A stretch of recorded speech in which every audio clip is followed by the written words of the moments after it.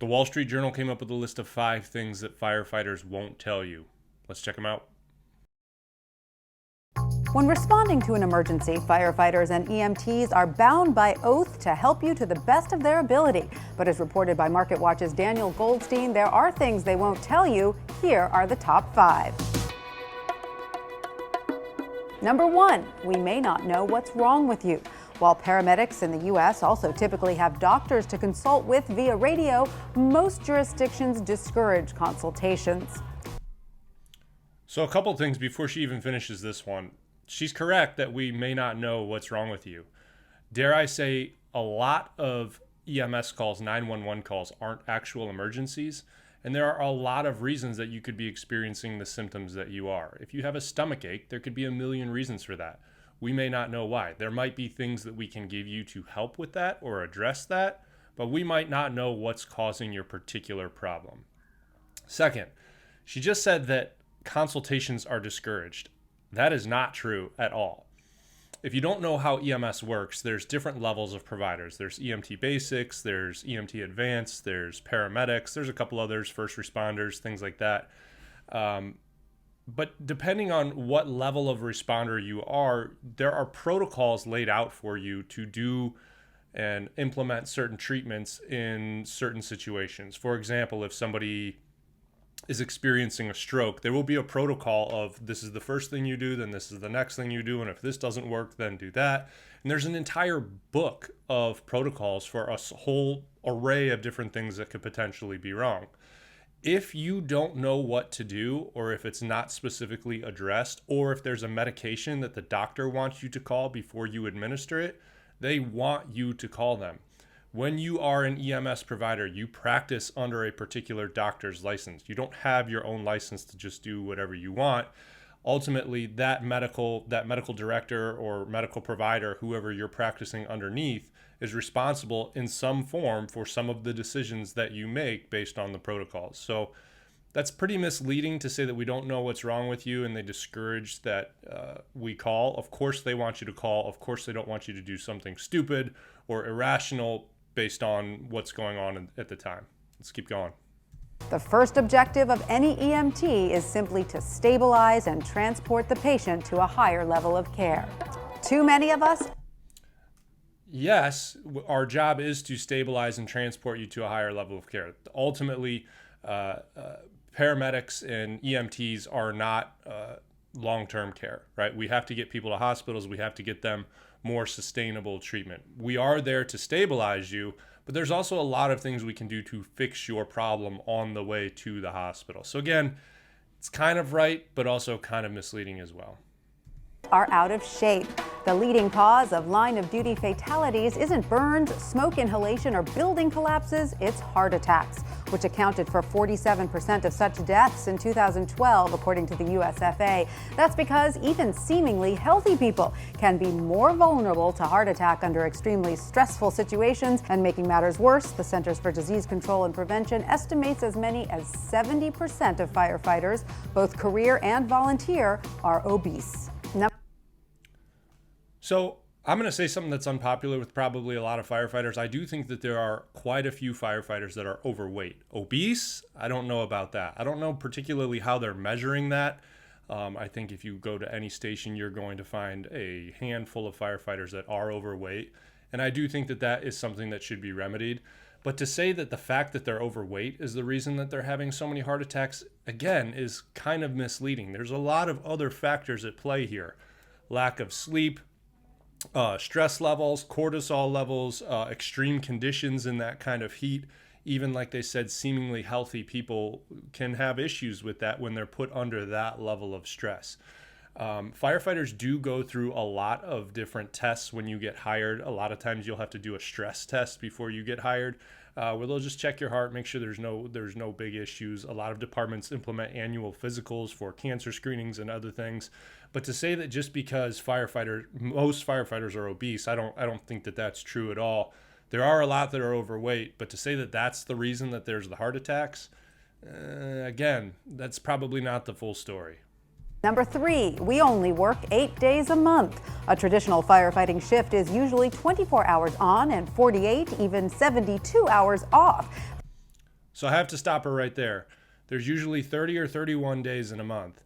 24/48 means you work every third day. That means about 10 shifts. So right there, the 8 days a month thing isn't necessarily true. Now, I did an entire video on firefighter schedules and time off and just kind of giving a 10,000 foot overview of the different schedules. There's a lot of different schedules out there for firefighters. Like she referenced, everybody knows the 24/48.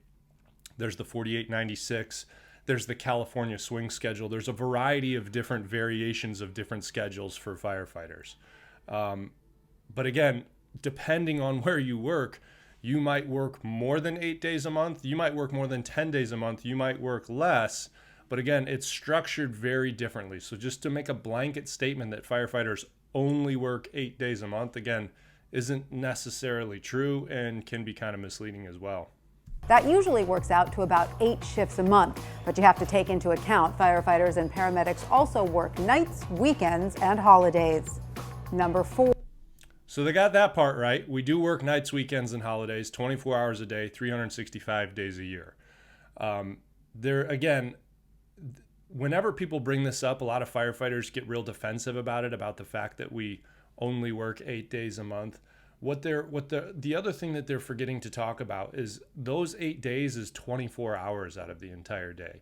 I'm not going to do the quick math right now, but 24 hours out of the day, 8 days or 10 days out of the month, that's 240 hours a month. If you're working your standard 9 to 5, 8 to 4, 7 to 3, you're not working nearly as many hours over the course of that month as a standard firefighter. So that's an important distinction to make between the two. 4. You're getting charged for this ambulance ride. To help recover the cost for ambulance transports and perhaps to discourage abusers of 911, some cities have implemented an ambulance transport fee, some up to $1,200, tacking on fees for mileage, oxygen, even a charge if you're not a resident of the city. Okay, so first of all, I can't see any practical reason why somebody that's in the middle of an emergency, maybe you're having a heart attack or maybe you broke your leg or you're having a stroke or whatever else, why in the world would any first responder, EMT, paramedic, whoever, say, hey, excuse me, sir, ma'am, by the way, you're getting charged for this as well? You would just never bring that up. If they ask, I guess you can explain it.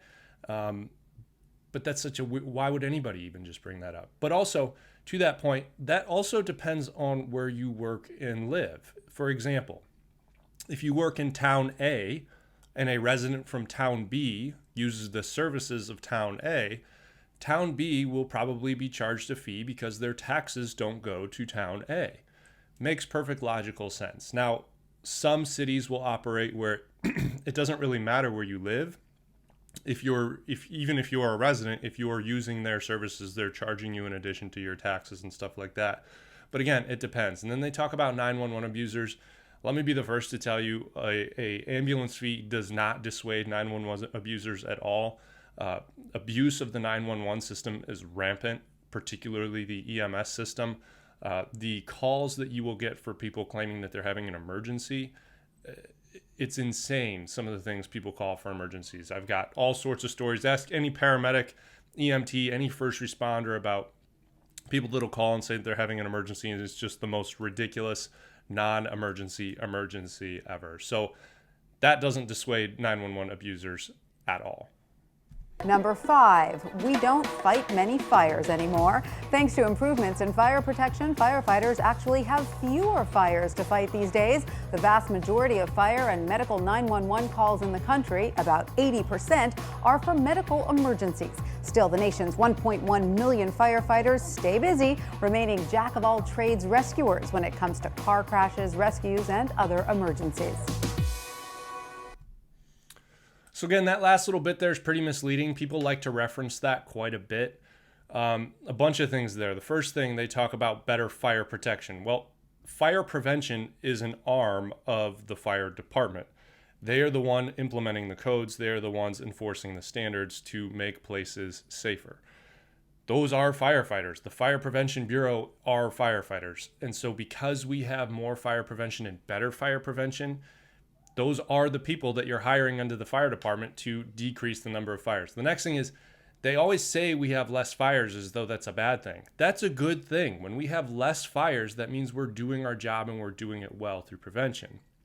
The next thing is fire departments do a lot more than just fight fires. Now, maybe if you live in a big city and it's a New York, Chicago, something like that, those fire departments might strictly be fire, but they're responding to a ton of incidents. Now, if you work in a smaller, maybe suburban or a rural or perhaps a volunteer, you're going on a lot more than just fires. You're going on car accidents. You're going on EMS calls. You're doing a ton of training, especially depending on where you work.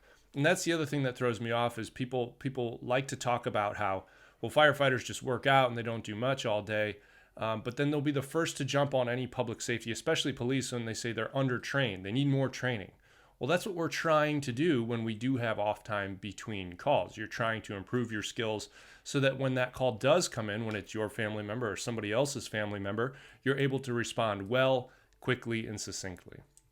So as always, I hope you guys found this useful. I hope you found it helpful. Unfortunately, the media does what they do best, which is kind of give misleading or incomplete information. Hopefully this cleared up some of it, and I'll see you guys in the next video.